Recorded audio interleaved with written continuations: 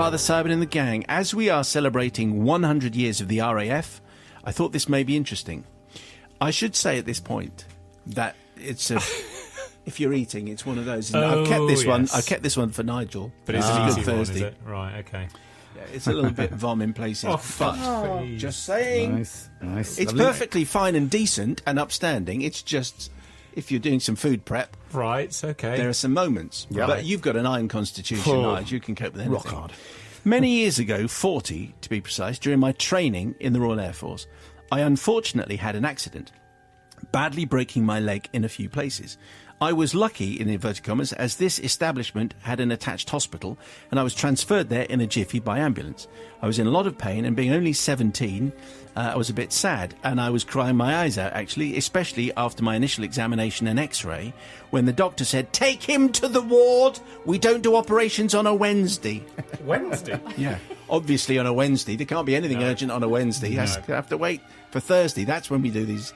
Anyway, the male nurse taking me to the ward informed me that the ward also had Army, Navy and civilian patients, and I should man up and not to let the RAF down with all my boo-hooing.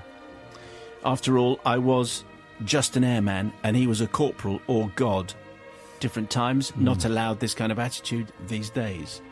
So biting my lip, I was wheeled into the ward, but my red eyes gave it away. It was obvious I'd been crying and the banter started. This made me feel a lot worse. And I wanted my mum, to be perfectly honest. But once I'd had my morphine, everything felt different, and I was soon... Best legal drugs available. Yeah. Just me then. I think we're learning far too much. Anyway, where was I? I had my morphine. I was soon fast asleep. However, the banter continued throughout my stay in hospital. John then writes...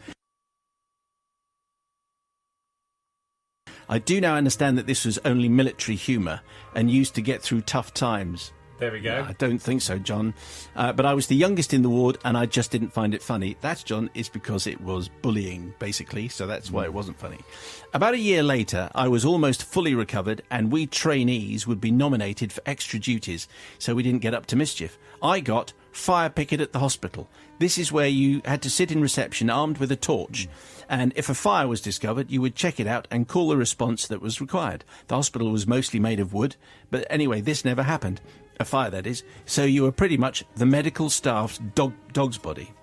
While sat idly watching the hours pass, that very same nurse that had given me so much grief and embarrassment the year before came to reception. He didn't recognise me with my beret on and newly grown fluffy moustache and said, "You boy! Go into the kitchen and rustle up some steak rolls, you bally buffoon. And make sure you put some brown sauce on it. Another voice added there. Knock on the theatre door when they're ready and hurry up, for heaven's sake." Anyway, now I'm no chef, says John, and back then I couldn't even boil an egg, but I was under orders. And I'd been shown where everything was earlier, just in case this would happen. So I made my way to the kitchen, opened the large rubber doors, and felt for the light switch. And this was the point that I touched something that moved. Oh, no. It was actually alive, and it was actually crawling. I screamed and retreated back into the corridor, says John.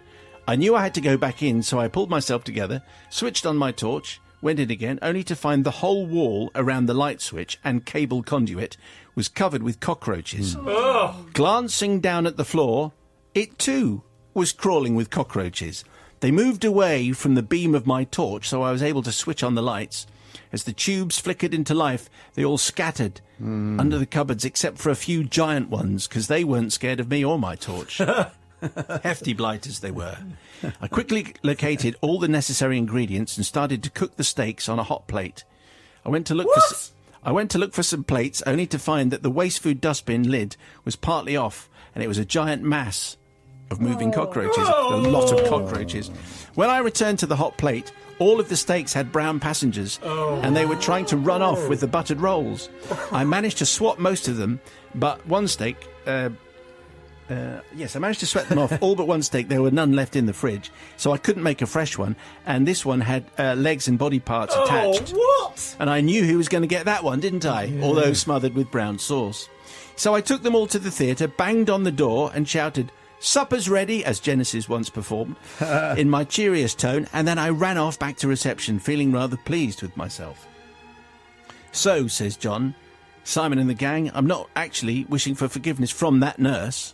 I'm sure he enjoyed his extra crunchy bits, but I do beg forgiveness from a nurse. Imagine it's a nurse. Yeah. But I do beg forgiveness from the other members of that theatre team, as they may have had, I think, the odd leg or other unmentionable bits of cockroach in their role, and this is probably not allowed.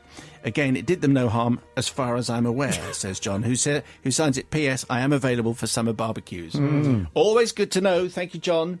Well, maybe they had it coming. Let's just see how this pans out with Sister Bobby. I'm surprised. Florence Nightingale would be so ashamed of you. She'd be. Anyway. Ashamed of the nurse? Well, yeah, the nurse, completely. Well, also, John, you should know better. I mean, that's what I don't understand, is two wrongs don't make a right. You're looking at me like I've said something. No, that's quite right. Quite right. It's just not right, because even though you were bullied, and even all those things, these are cockroaches and they carry disease, so you don't really want those in the theatre. And should you be taking sandwiches into theatre? Yeah, remember, this is a bullying, nasty guy. Yeah, I know, but still, it's not right. What you should have done is reported the massive cockroaches and dealt with that first, and then basically not done supper, I think, in those unsanitary situations. But also, good luck for crying. Anyone's allowed to cry. It's good for your peace of mind. There you go. Military banter. Can I just report, sir, that Matt just raised his eyebrows at me? Can you tell him? Yes. That's bullying behaviour too. I'll see you outside. Nigel. Right. Well, inverted John, I mean, it's not his fault that the RAF is awash with cockroaches, or certainly this particular kitchen was. I mean, that's appalling for a start. And also, billions of people eat insects and insect protein around the world. I appreciate cockroaches have been running around with stakes and things, but even so, my brother was a doctor at RAF Gütersloh, and he used to have a shot of oxygen quite often before he operated. He doesn't operate anymore, which is probably a good reason. What a little story that was. Yes, I know. He's out of the RAF, I think, lucky for them. And also, that's probably the poshest corporal I've ever heard in my life. For that very reason alone. Happy to help. Yeah, inverted John, you're definitely forgiven. Brother Matthew. Matthew. Your fault, kid. Yes, this kitchen's awash with cockroaches and the hospital's made of wood. What on earth is going on? It's like the Three Little Pigs. I'm going to forgive, even though I'm pretty much on the same side as Bobby here. Who on earth still cooks the steaks when they're crawling in cockroaches? But then, as Nye says, we are all going to be eating insects soon when the waters rise. So I am going to forgive.